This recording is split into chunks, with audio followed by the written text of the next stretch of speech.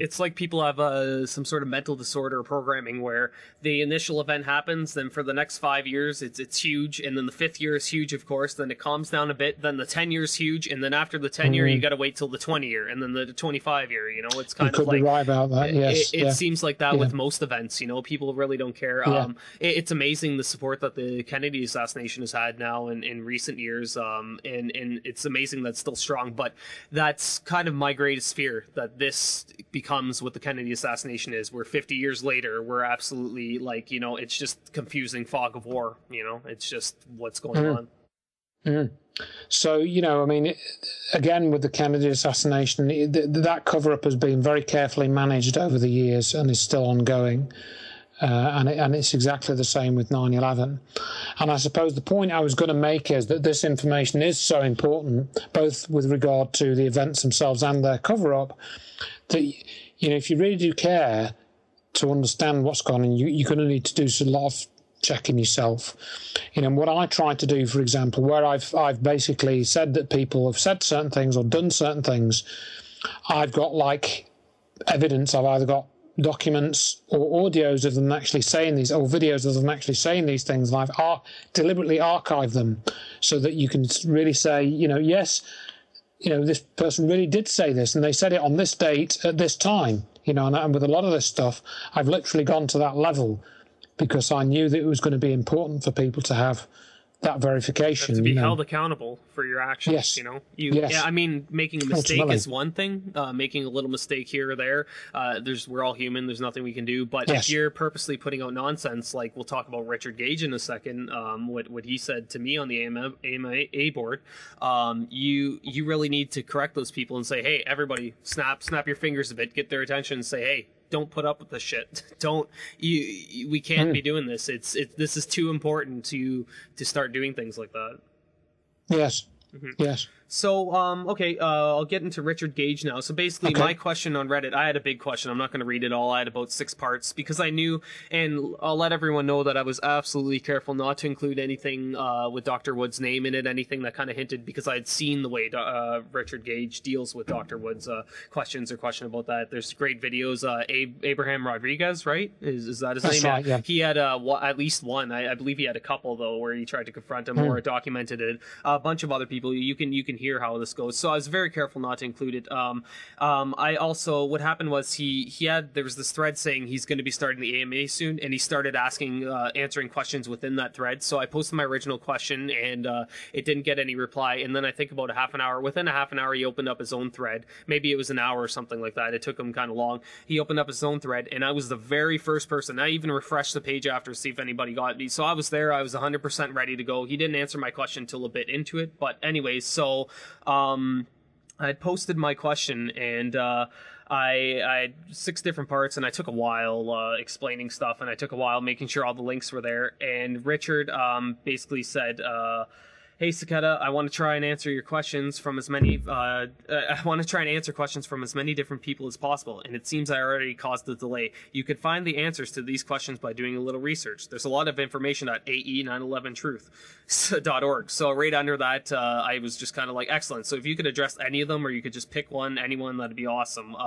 Actually, a couple were deleted after he said that, and one said, you do an AMA and refer us to another site. What the fuck? And then another guy said, answer his questions here directly. So I did get some support, and I thank everybody out there that didn't let him dodge the question. Anyways, he said, hey, Sacchetta, if you could pick one of your points for the discussion, that would allow me to have more time for other questioners. So I said, even though I said for him to pick whatever, so I picked my lack of sound point. I said, lack of sound, and I linked to a video on 9/11. Explosions are faster than the speed of sound and cause a loud bang. This is an example of recent controlled demolition. Mic clipping, and then in brackets, when signal gets overloaded, it distorts and causes a clipping sound, and you call it clipping, can be heard in the video linked, and that was the controlled demolition that I linked. Why can we hear conversations as WT7 is destroyed? Why is there no evident clipping on most of the WTC tower destruction videos? How can explosives be that quiet? Furthermore, how is it that the amount of explosive power needed to turn 210-story buildings and a 47-story building into dust failed to overcome all foreground noise?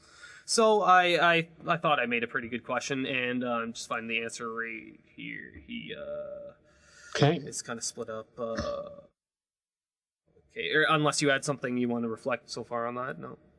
No, that's great. I mean, that's a very key point in terms of the controlled demolition argument. Very, very simple to understand as well. So that was a good one to go in with, yeah. And I find that lack of sound is something that is not talked about whatsoever. Just sound in general with 9/11. I understand because it's a lot easier to doctor sound. It's a lot easier to add in sound, take it out than it is video. But this is something that's virtually untouched. And the only people that have touched it is somebody like, I think I might have heard you talk about it. You mentioned it. I think I heard Reynolds, Dr. Reynolds, and Dr. Wood, I believe, kind of touches on it. But anyways, Richard Gage finally replied to me, and he said, "Hey, Sacchetta, thank you for bearing with me. I noted that you spent a lot of time compiling your questions. I am very sorry to ask you to have to focus on just one." Then he says, "Your question breaks down into 3 separate ones, but I think your point is that explosives would have produced louder sounds than is apparent in the videos." And here's where he actually addresses it. "I must admit, you raise a good point." Well, thanks, Richard. I am not, and then this is where it's nonsense. Like, I was in disbelief after this, and other people were too on the board. I'm not sure what the sound characteristics of something like nanothermite might be, but an advanced explosive would put a higher percentage of its energy into heat and light and less into wasted sound energy.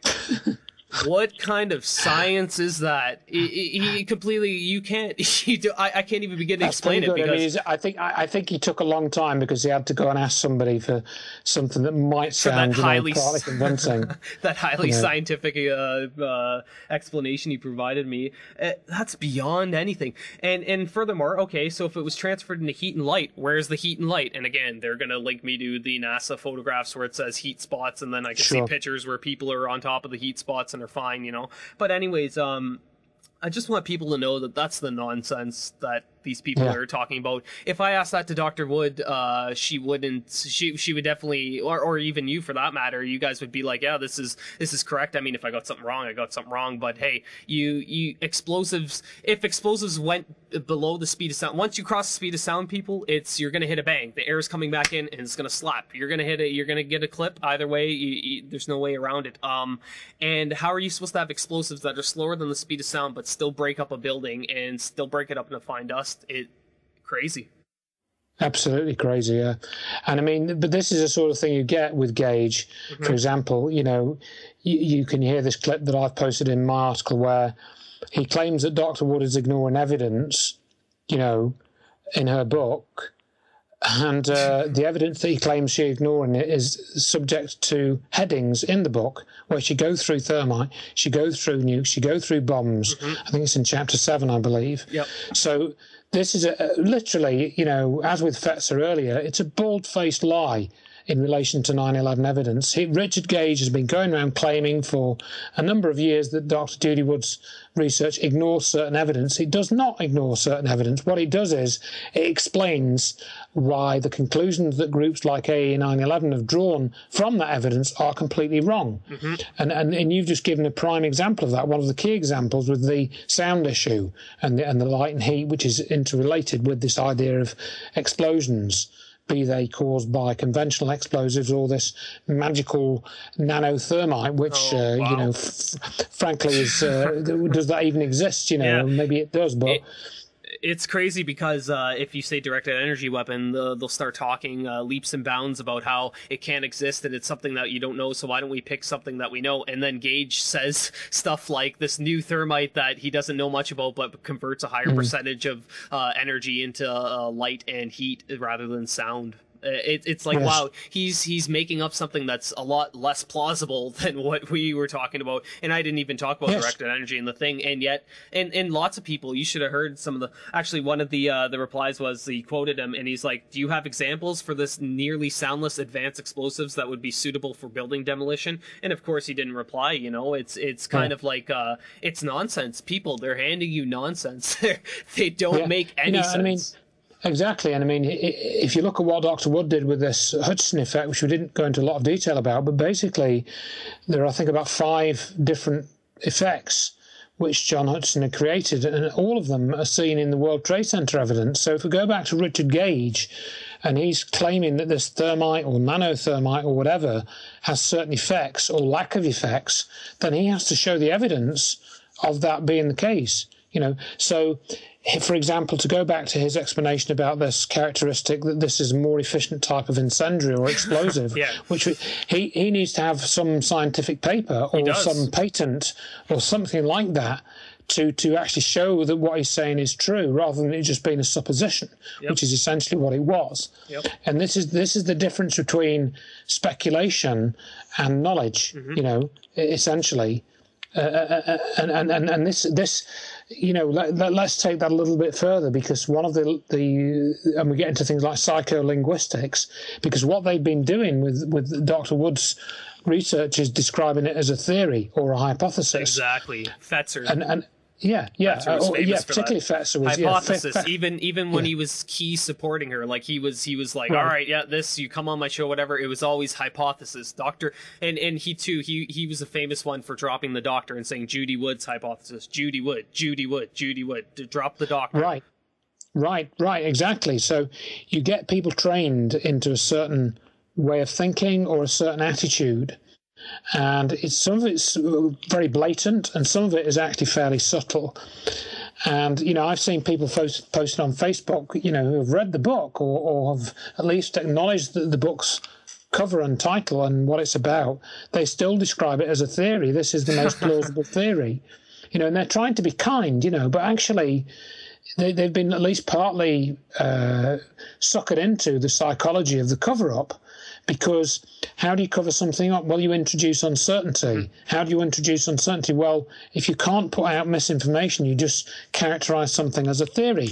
Prime example, conspiracy theory. You know, that's the prime example of psycholinguistics, which all of people like us are subjected to when we start to examine anything. And we bring out this evidence to other people. It's not a theory, it's evidence, you know, but people cannot tell the difference because of the context of the subject, you know, the subject which we're talking about. Evidence is not evidence, it's a theory in that context, you know.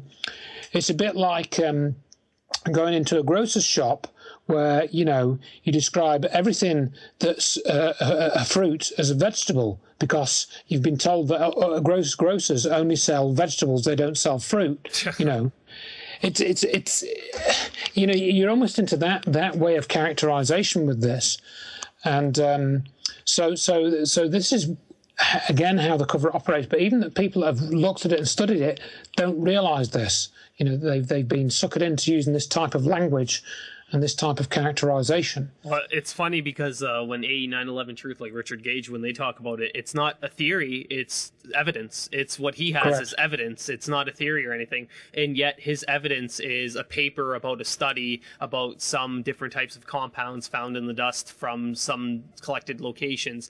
To me, I can't verify that. I can't just go, where am I supposed to go find some random dust? Even if I do, where did it come from? Why wouldn't I just start by looking at the pictures of the event right after the event and getting stuff like seismic data and taking note of stuff like sound? You know, why am I going to jump to thermite? And I'll just mention really quickly, nothing turns me off more than hearing about the Zionists or the Jews did it or something like that, or the we were talking the other night and I said I heard that one arguing with Morgan Reynolds. He said, are Israeli art students. Like, wow, what? You guys are starting not even in the same race. You guys are years ahead of us in a different world, like starting on a different race, you know. Like it's something like, why would you start over there when you could basically go to ground zero and try and recreate what was there at the time and examine that before you just leap on to, you know, Israeli art students rigging up the building with thermite. Right, exactly. You know, I mean, as Dr. Wood has said, you know, before you establish who did it, you've got to establish what happened. Exactly. You know, I mean, she said it 1,000 times, and I can only repeat it. You know, if somebody gets shot and you can see a gunshot wound on them, and it's clearly a gunshot wound, or you can see the bullet, you know, that's come out of them or something, then you look for somebody with a gun.